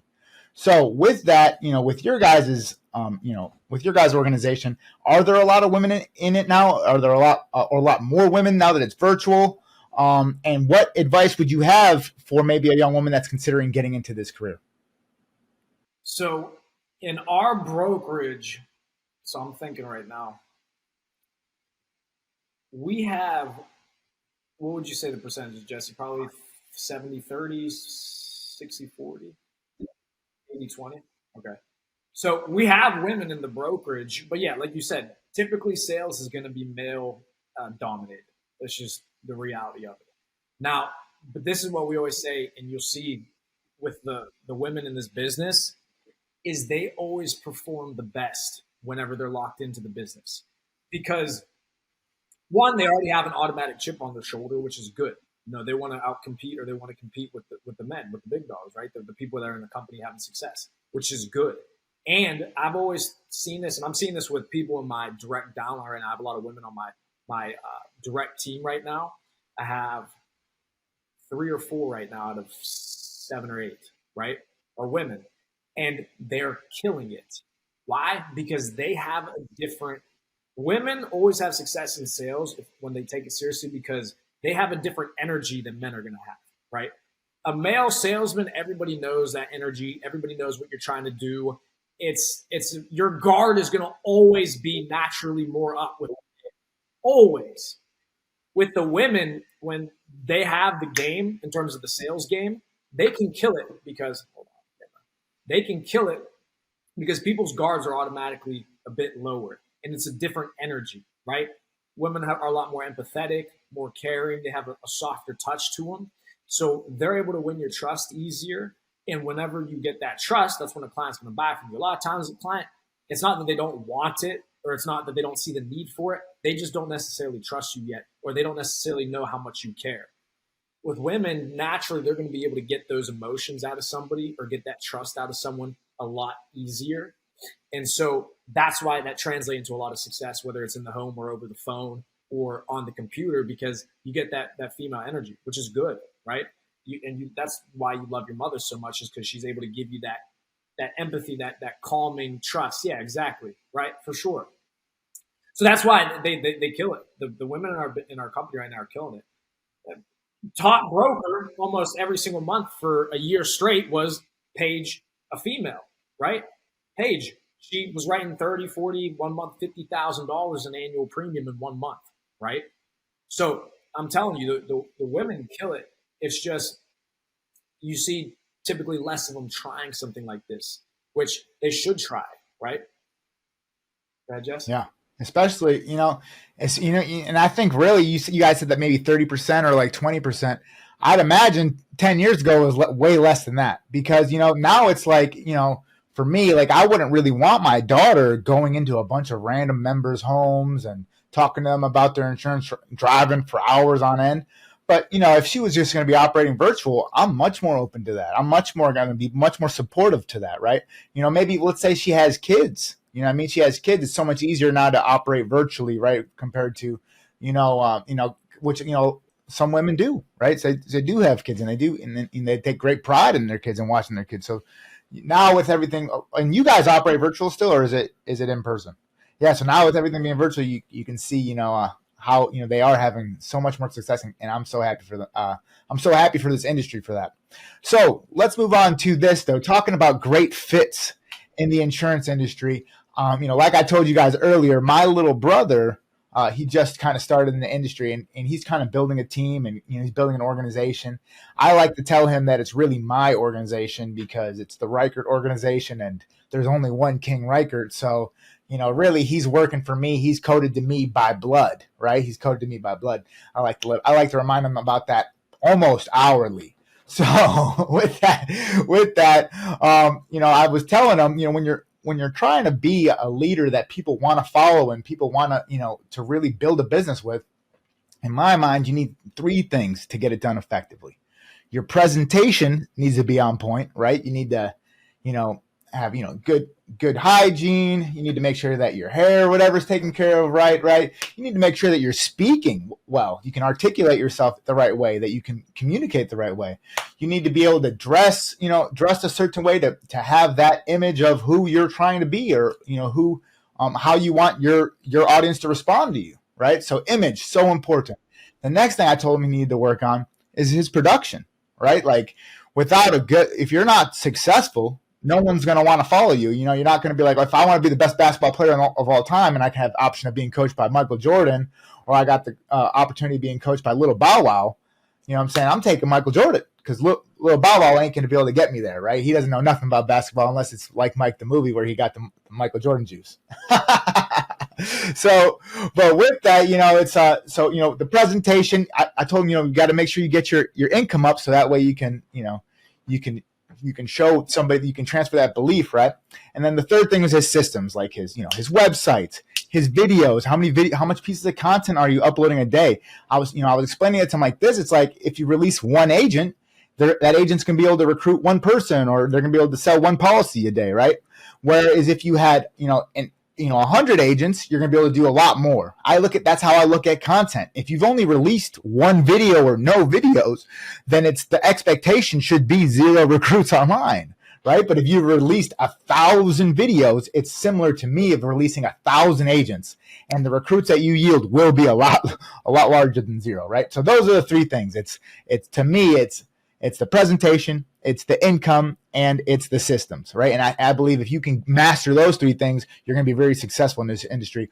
But what do you guys think? Obviously I'm a lot older than you guys, and I have a lot different perspective working from a marketing side of things, right? So, what do you guys believe the 3 most important characteristics is to be successful in insurance?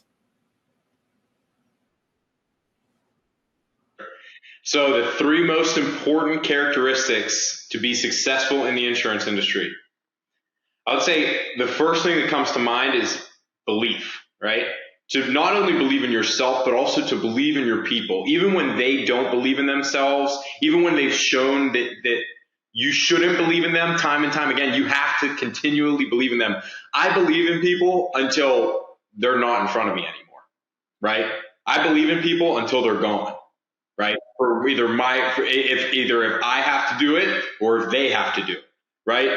But I think number one is a belief, right? You have to your intentions, I would say, go right with that. Number two, your intentions. Anybody that you talk to, whether you're running an interview and you're talking to a new hire, right? Or maybe you're doing like your monthly one-on-one with an experienced leader or an experienced producer.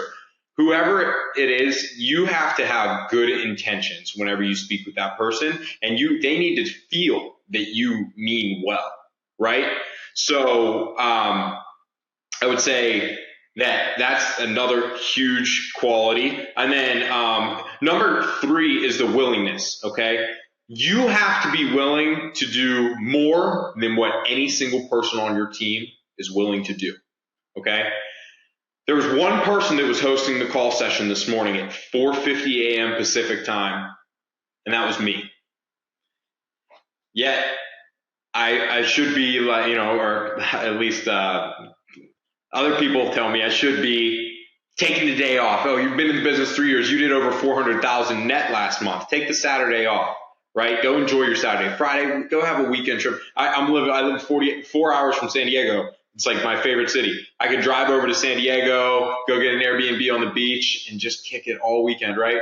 But no, I am willing to go farther than anybody still, right?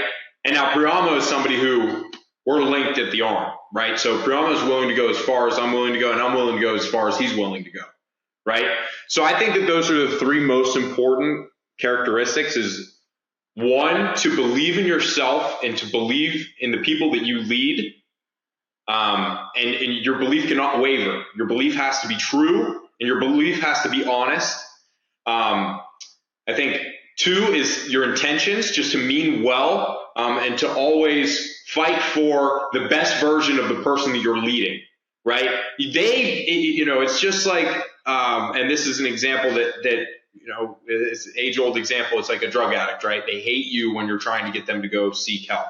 They hate you when you're trying to get them to recover. They hate you whenever you try to get them to stop the habits that they've been a part of, right? But they love you once they're clean. They love you once they find their new life. And it's like the same with our job as leaders is to help people fix the bad habits that led them to where we are today. They came to us looking for a new opportunity to start from zero. There's a reason that they came here at zero and are starting a new opportunity, right? We need to figure that out as leaders. We need to be able to diagnose what that is, and we need to genuinely believe that we can fix it, and we need to genuinely feel as though we want to fix it. Like, your intentions. My intentions are to fix these bad habits that you've had for the last 25 years, right? And then third, the willingness to go farther than anybody else. The pace of a pack is determined by the speed of their leader. So those are the three characteristics that I think are the most important to have in the insurance industry.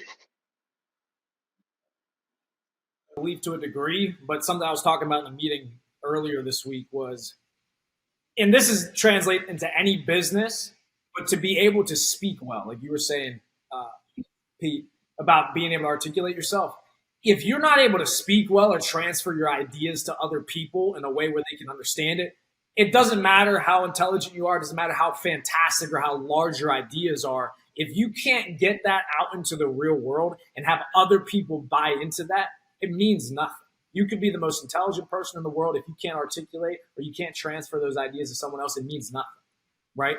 So learning how to speak well is incredibly important. In sales, from the sales aspect, because your speech is how you sell, right? Especially on telesales, because we're primarily telesales in our brokerage. Your speech is everything. Your speech is your business. The way you articulate, your confidence, the conviction, the tonality, the way that you sell something, that's how you make money. So you have to be able to speak at a high level. And then you look in the real world and you look at all these great leaders, whether they were countries, some of these influencers nowadays, obviously the big one is Tate. Before him was Jordan Peterson. Men who are extremely, and women who are extremely articulate, and their ideas may be the same as someone else's, but the way they deliver it to you is so sexy. That's why you listen. That's why you buy into it so much. So in this industry and in any business, being able to speak at a high level is always going to help you. I think that's incredibly important as a leader, especially because when you can sit in front of a group of people and speak to them in a way where you captivate them, you get their buy-in, you get them motivated, all of a sudden they believe the vision that you have, they see the vision that's not there right in front of you. That's how you get people to buy in. That's how you grow, right? So that's incredibly important. How do you speak? Do you speak well? Are you confident? Are you articulate, or do you say like all the time, which most people do? But you notice when we speak, we don't say those words, right? Jesee's very well spoken. I'm very well spoken. That's why people will listen, right? So you have to be articulate. Another thing that I would say is, it's a Maxwell says this all the time, and Jesee pretty much talked about. I'll echo it again. Is the belief in others, right? There has to be a transfer of belief in vision, the opportunity, and then a transfer of belief into someone else. So believing in them to be successful. A problem that leaders will run into is because they are ahead of the pack and let's say they're that Michael Jordan, they're the best there is in the world, that Kobe Bryant, the best. You can't fall victim to assuming that the people that you lead are going to be just like you and are going to want it just as bad as you do and are going to be just as talented as you are. It's just not the reality. That's why there's Michael Jordans and Kobe Bryants, and then there's everybody else. But you still need to learn how to believe in people to potentially become the Kobe Bryant or Michael Jordan. Because if you don't believe in them in the first place, they have no chance, right? It comes from the leader. You have to believe in people that you lead, okay? And extract the most potential or extract the most productivity out of them that's humanly possible. But whatever their lid is, that's their lid, but get to that maximum, right? I see that a problem that some leaders have is they look at people as, oh, they're not as intelligent as me. They don't want to work as hard as I do. They're just not catching on as fast as I caught on. They're not worth it. You can't lead people that way, right? People fall victim to that. So articulate, believing in others, and then 3. Yeah, I think it's the one that everybody wants to avoid, and it's just working hard. I think it's really that simple. Are you genuinely prepared to work really, really hard? Yeah, work ethic. That's just something you're never going to be able to avoid. I say that in interviews too for the brokerage. I literally tell people in the interview, I'll show them how much money you can make, and then I immediately hit them with, but it's difficult, just so you know. It is difficult. You have to work. There's a reason why there's value attached to this business. There's a reason why you get paid what you get paid, because it's difficult. If it wasn't difficult, guess what? You wouldn't make money doing this. So are you okay with the hard work? Oh, yeah, for sure. I want to work hard. I want to do everything that I can. They get into the business, or they get into any business, they see how the hot dog is made. All of a sudden, success doesn't sound so sexy anymore because they see the hard work. So just willingness to be prepared to work hard, because you're never going to avoid that. So we're going to go into a little bit of a rapid fire round that we call our mind, body, spirit analysis. Myself personally, I've noticed as I start to develop my mind and my body and my spirit, I've just became so much better of a leader and so much more capable of a leader. So I can see already Jesee developing his mind back there. I can only assume, Priamo, from hearing you speak, that you're doing the same. So tell me, let's go one by one. I guess we'll start with Jesee. Jesee, tell me a little bit about how you do develop your mind, some of your favorite books, and let's start with mind first. So, talk to us about a couple of your favorite books, a couple of your favorite podcasts. What are you doing to continually learn and develop your mind and your wisdom in this arena of insurance? And what can you share with the audience? Sure. So I think that mind and body, and mind, body, and spirit, I think it all starts with how you feel on a day-to-day, right? You're not going to be able to develop your mind if you're not healthy. So I think that it all starts with sufficient sleep and a great diet, right? And then you're going to perform well. So I think that's the biggest key to developing your mind is performing well by doing the basics, right? Eat well, sleep well, and then your mind will do better. Now, out of these books here, some of my favorites, well, obviously we all know the classic, Mr. John Maxwell, The 21 Irrefutable Laws of Leadership. One of the first books that really changed my life, and this is a very simple read, is The Motivation Manifesto, 9 Declarations to Claim Your Personal Power as a young entrepreneur, this book helped me kind of grow into my individuality and kind of learn who I am. I think another one of my favorites is The Daily Stoic. It's a daily reminder. I read it last year daily. I ought to read it. It's 365 pages, one page a day, right? So I think that slow incremental growth is much better than heavy inconsistent growth, right? I think that being true to anything that you do is definitely the most important aspect of it. And then I personally loved The Art of War by Sun Tzu. That's a great one that you read when you're on the treadmill or the stair climber, right? Whenever you're getting it in, that's a good one. If you want to train your brain to be stronger, right?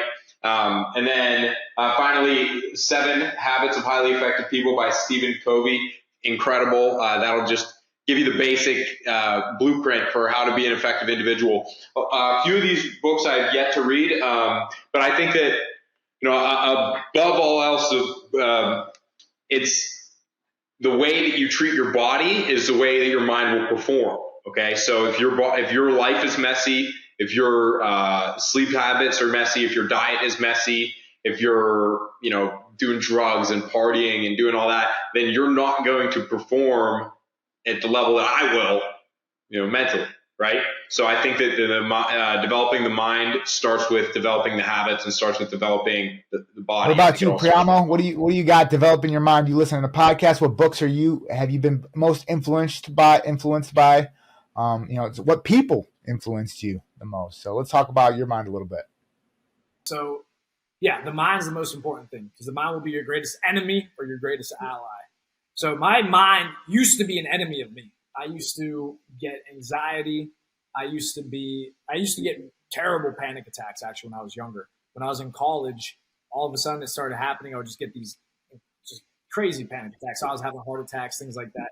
So just dealing with stuff like that. And over time, from like you were saying, developing your mind, I was able to fix those sorts of things. How do you do that? Well, first of all, like Jesee said, taking care of your body, right? Just doing something physical, something difficult will in turn always develop your mind, right? And then what are you putting between your ears? What are you putting between what are you putting in your head? So John Maxwell, just from a leadership perspective, of course, 21 Irrefutable Laws of Leadership has been one of the most impactful books in my life. Also, Developing the Leader Within You 2.0 from him is fantastic. Developing the Leaders Around You, another fantastic book by John Maxwell. So those 3 I've read early in my leadership career. But another book that I would recommend to people that are having difficulty just in their daily life is Atomic Habits. So Atomic Habits is a book based around the psychology and how to put systems in place and in order to develop better habits, right? And I still use a ton of analogies from that book, Atomic Habits, in my meetings and in my speeches today to the brokerage and people that I train, because when you have somebody lay out habits to you so plainly, you realize why you're so unsuccessful at maintaining good habits, right? So something from that book that I use daily and how I live my life, Jesee had alluded to before, was I operate in action. My whole day is operating within action. So in Atomic Habits, there's a concept of operating in motion or operating in action. People who operate in motion are the ones who want to study for the exam but never take the exam.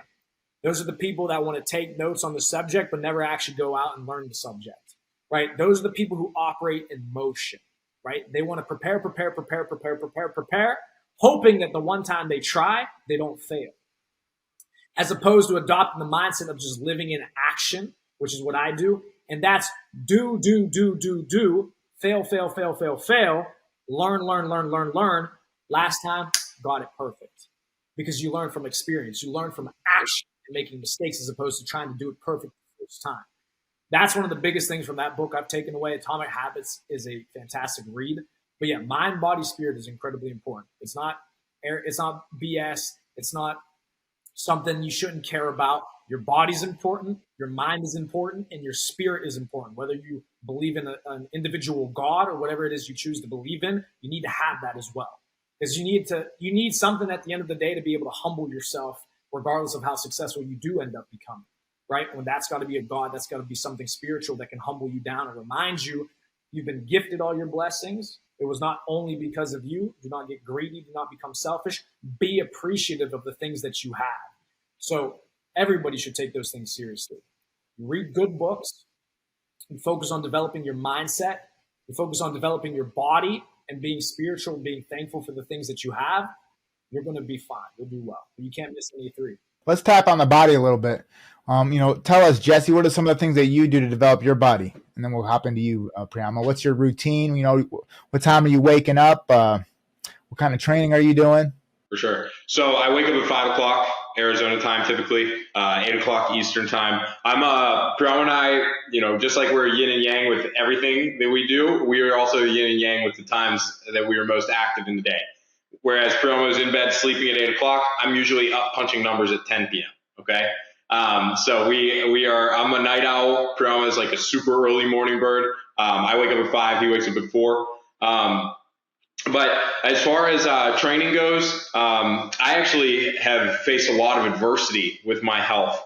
And it's something that definitely relates to everything else that we learned through this industry is that, you get knocked down, you got to get up and keep going. I wrestled my entire life. So from the time I was in first grade through high school, I wrestled. I have a lot of injuries to show for it, a lot of crooked fingers, a lot of different injuries that I still deal with to this day. I've had 2 operations now as a result of wrestling. I hurt myself pretty bad as a senior in high school, and I still am facing the consequences of that. Most recently, 6 weeks ago, I had to go under and have a follow-up procedure.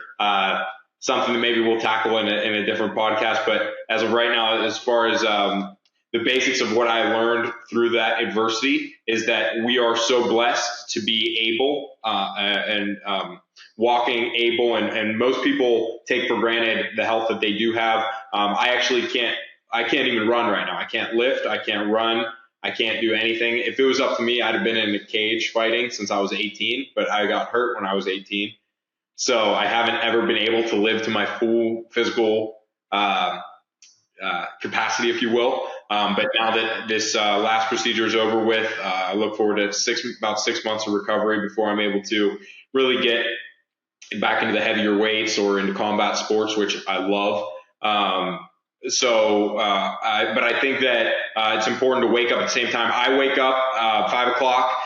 First thing I do is breath work and movement. Okay. So just to get the muscles moving, swing the arms, use the resistance bands, twist your neck around, get some deep breaths in. Right. And I'll stand there. I'll probably put in 10, 15 minutes. It's not, I'm not to the minute. I think that if you go down to the minute, then you give yourself too much opportunity for failure. I'm more of an Elon Musk kind of guy. I like the time box.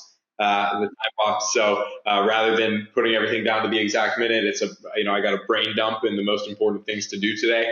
But first thing in the morning is always, brush your teeth, stretch, get some good breaths in, prepare for the day, show your gratitude. You know what I mean? I love to stand outside and watch the sunrise. I think that it's a good reset for you. But if it was up to me, I would, like I said, I'd be in the cage fighting, and I'd be, I was 210 pounds when I was lifting weights pretty heavy in April. I'm now down to 180. So I'm kind of being passive with my everything physical right now. I'm just trying to recover, but I'll get back into it a little heavier over the fourth quarter here. Awesome. What about diet? How do you, I feel like diet's even more important than training most of the time. For sure. Super, super strict with my diet. And I'd like to give a special shout out to one of my best friends in the world, Travis, for this. The person that I had spent all my time in Austin, Texas with, the 2 years I lived in Austin, from the moment I got my first promotion into leadership all the way up until I was, the president of my company. I had moved away from Austin. Now, Travis, who is very near and dear to me, he went to school for exercise sports science. So he knew a lot about exercise, a lot about diet. And whenever I was weighing the pros and cons of moving to Austin, I think that was definitely the most important thing to me is that I would learn a lot about diet and learn a lot about exercise from Travis. And I sure did. I left with a whole encyclopedia worth of knowledge. Now my diet is very strict. I try to, it depends on what I'm looking to accomplish. If I'm cutting, then I'll obviously be at a caloric deficit. If I'm bulking, then I'm going to eat a ton of protein. Nonetheless, though, I try to keep it simple. I stick to meat. I stick to fruit, and I stick to dairy. I have supplements and whatnot that I take.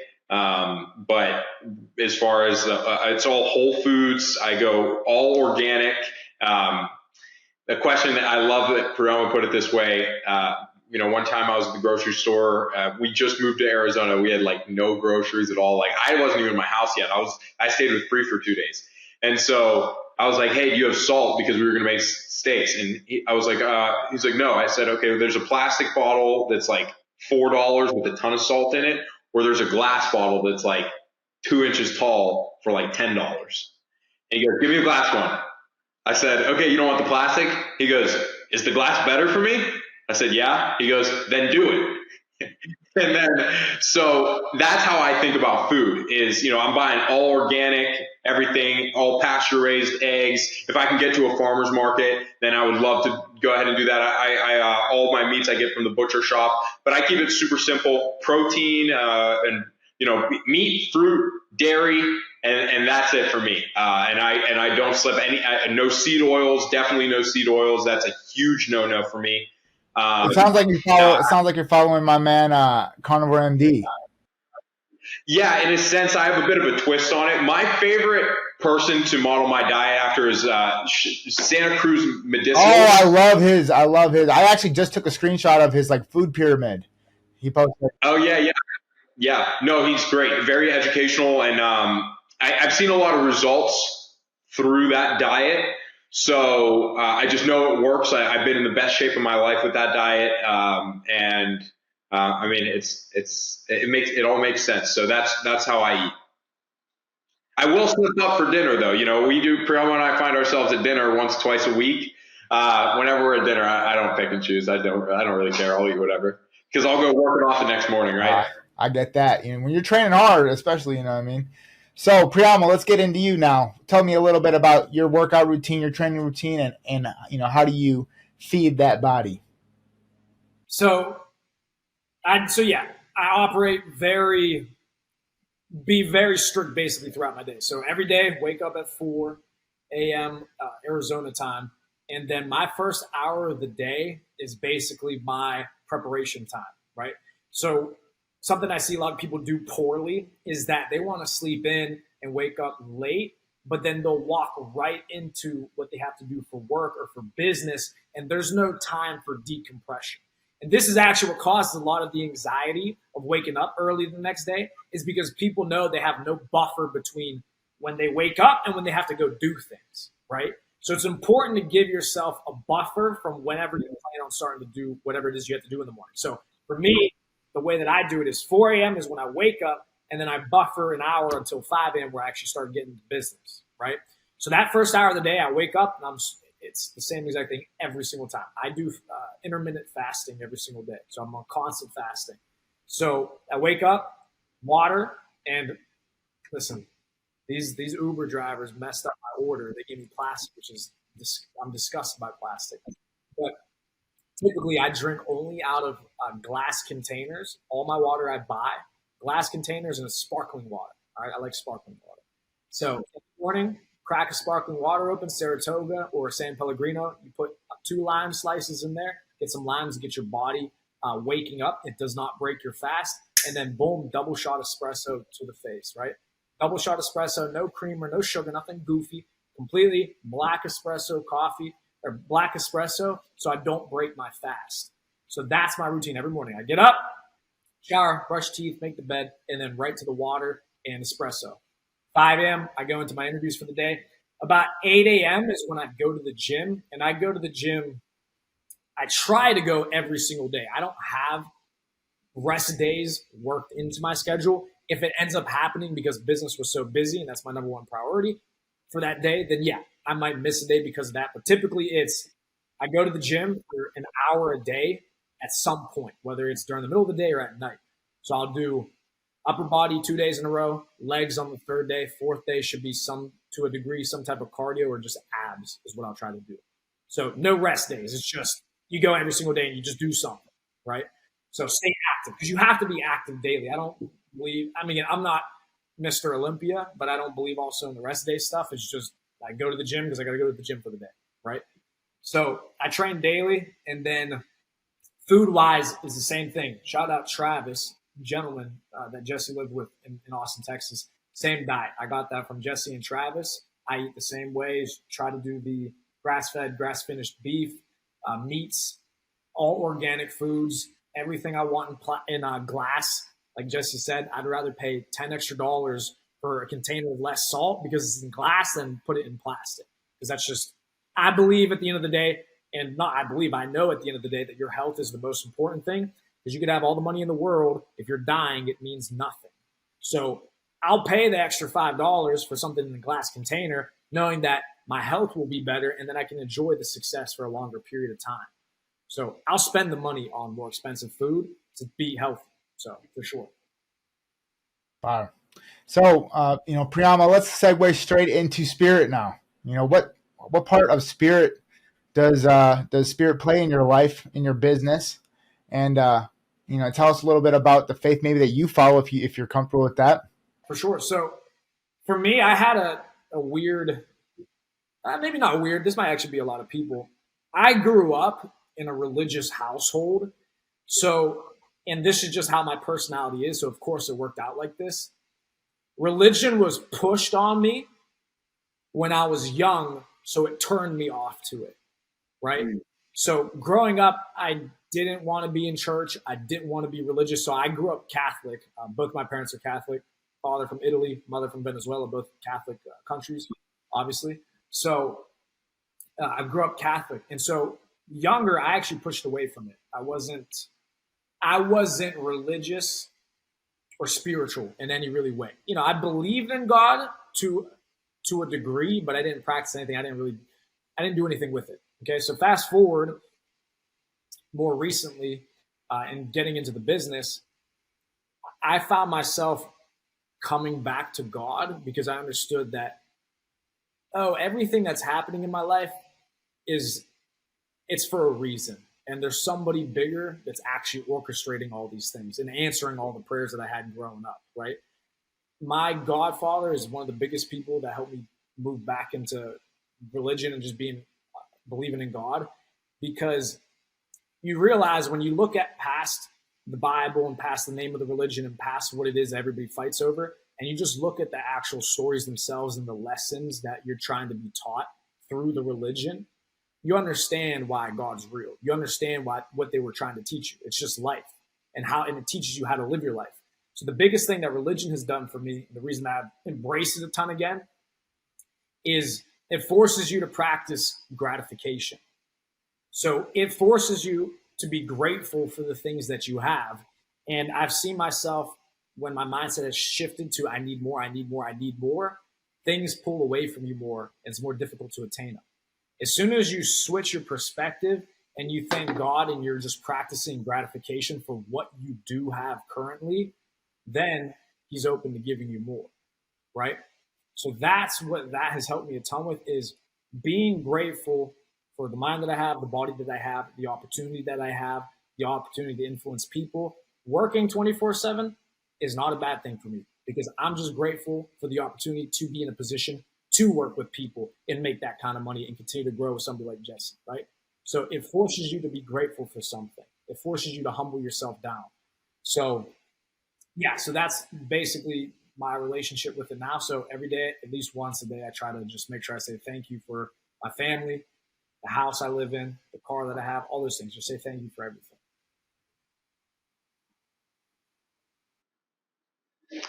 So my journey, I'm sure, is what a lot of other people experience as well.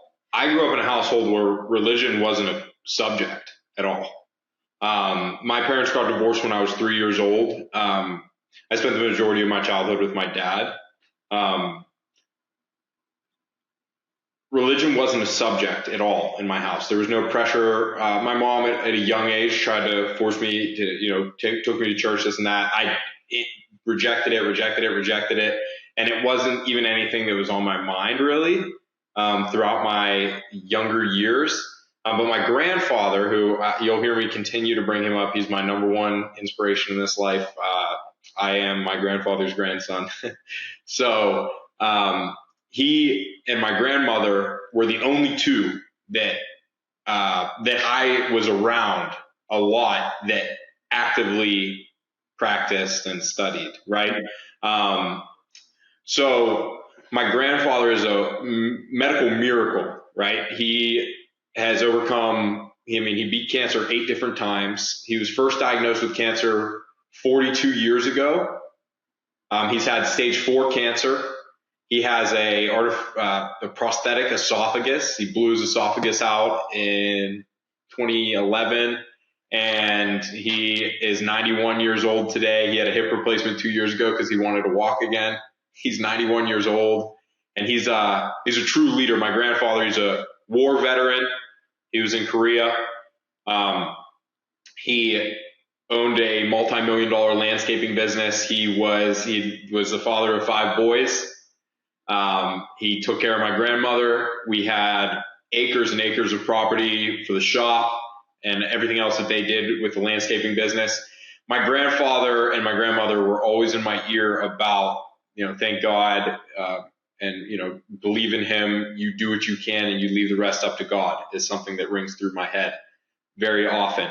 Although I just truthfully haven't developed my spiritual side to the degree that I would like to in the long term, but I know that I believe in God because my grandfather showed me that he's real. When the doctors told me when I was 12, 13 years old that it was over, and then he came out of that, and I've been able to share my experiences for the last 12 years going through middle school, high school, and then my young entrepreneurial career, and now being able to show my grandfather that I could rebuild his business. That he lost this business in 2011, right? When the esophagus blew, the business did too. All right. And for him to stand here today at 91 years old after everything he's been through, just for me to be able to show him that I got it, that I can take over and I can carry our name, God has to be real.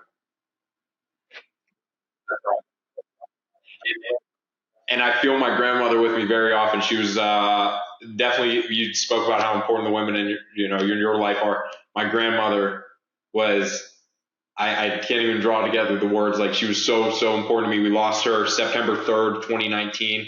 And ever since, I've had these signs of her being, here with me. I like the saying, your grandmother's prayers are still protecting you, right? So I do believe in God. I just, it's through the belief of others that I've been able to find my belief. Love that. You guys are younger, right? How old are you guys again? 24, 25? Both 25, in your young 20s, mid 20s, and you guys just have your heads on so securely, and you guys are in such a great path. I really hope the young audience, our younger listeners that are listening to this, can see the potential in the financial services and in the insurance industry.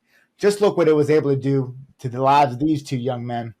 And it was a great pleasure to be able to sit down and to see where the future of insurance is going, right? Because we sit down with a lot of the older icons, but not a lot of the younger icons that are just kind of really establishing their status and their notoriety and their authority in this industry. So it's such a pleasure to sit with you guys. Tell us, Jesee, Priamo, where can people find you guys on social? Tell us what you guys got going on, what you can plug in, and we'll start with you, Jesee. Take it away. All right. So you can check me out on Instagram and TikTok at HustleEng, HUSTL.ENG. That's my Instagram and my TikTok. And then we got a lot of very exciting things coming to ENG.financial, which is going to represent the brokerage. So that's where you can find me on the socials. Same thing. Big ones are Instagram and TikTok. Instagram is going to be Priam Bro. right? Priambro. And then on TikTok, it's going to be my first name at Priamo_Augustus. So Priamo, Priamo_Augustus, Augustus. That's where you can find me at.